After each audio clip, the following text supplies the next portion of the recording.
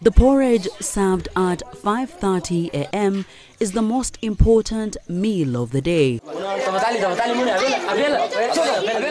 A scramble ensues.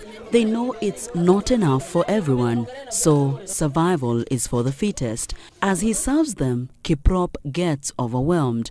Soon, the porridge is over. The lucky ones are overjoyed, scooping out what they can. The rest have to wait for lunch, but that lunch depends on the success of the next activity.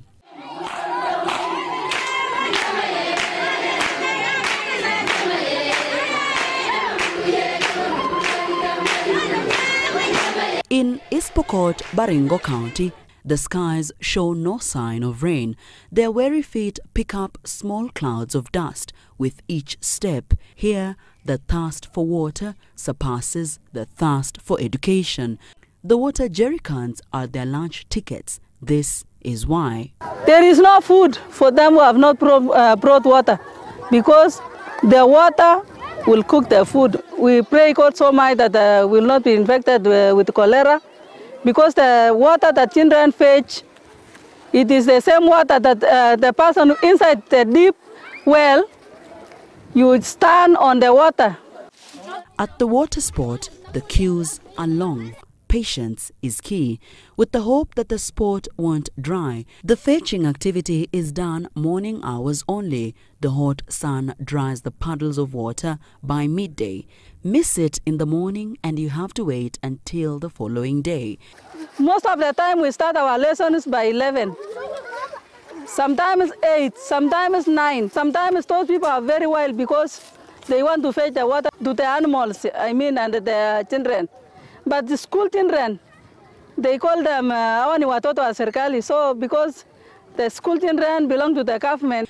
Built in 1975, the borehole that was serving the community broke down recently.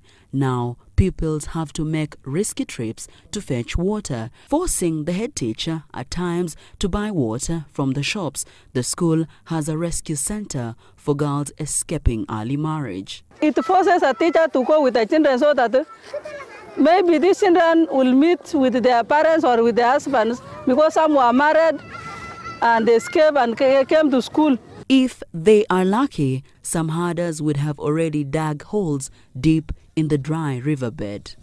Ni kama kuna maji, nimechimba tangu asubuhi, nimepata maji kidogo. Ninaona hata musi yangu hatapata kwa sababu tayari watoto wamekunywa. Some students play catch up with classwork. After all, when the national exams are nigh, they're expected to compete with the rest of the country. Kwa kuchelewa kwa kuja kusoma, hakuna time ya kupata kufanya revision ama discussion time. Tunahisi kiwa hakuna maji, tena jua ni kali, vile tunakosa maji. Kwa hiyo kunawa tena mkono ndio tukule, ni shida. 1, 2, 3, 4 kwa class 8. Hawa leo watakula chakula. But this is a better scenario. Nasorot, Toplen, Naudo, Lochokia, Napukut, Kangururia, Silale, and Nakule primary schools have closed down. Na wengi hawaendi shule, wameenda kutafuta maji, kutafutia mifugo yao maji mbali. But even with the darkness of the drought, the future is still bright. We have some girls who have attained even 412, 376.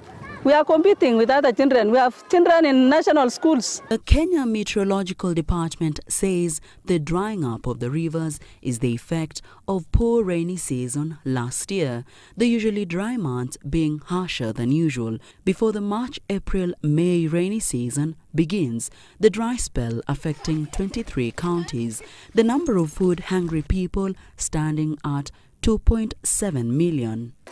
So I'm calling the government to take attention to all schools in this sub-county.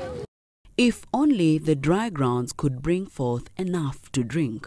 Water is life, but so is education. The children who come to school daily beat all odds to ensure that education gives them a way out of poverty. But the dry spell, the scorching sun and the lack of water just adding to their trouble of trying to break the vicious cycle of poverty. Masi Kandie Tanui, Citizen TV, Chomolingot, East Pokot.